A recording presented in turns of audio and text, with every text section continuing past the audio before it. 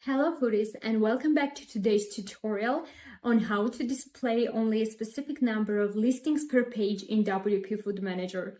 If you're running a food blog, a restaurant website, or any platform that showcases food items, controlling your listings per page is essential for your site's user experience. So let's, without further ado, start our tutorial. So now we're going to control our listing page. For that, we're going to our WP Food Manager on the backend. As you can see, I'm already in there. And then we need to go to our left sidebar, and on the Food Manager dashboard, we can find our settings section. We need to go there.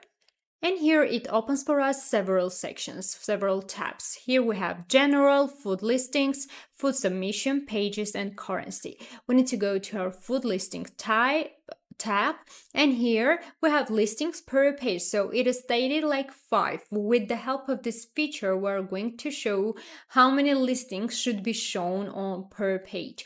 So it is stated like 5. Let's go to our front end to see is it true or not.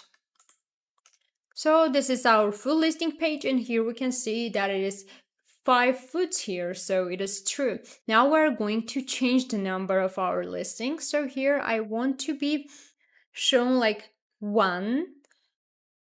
Let's click on this Save Changes and go to see the results. Let's refresh. And okay, here we can see that we only have 1 food on listing page. And I want to also talk about this load more foods button. So just by clicking on here, it will load a food based on your settings. So we have stated just 1 food. Let's try it out right now. Okay, we can see that it loads only 1 food. Let's try again. Okay, and this is how it works.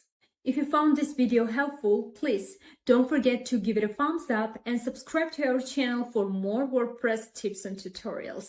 See you soon in the next tutorial.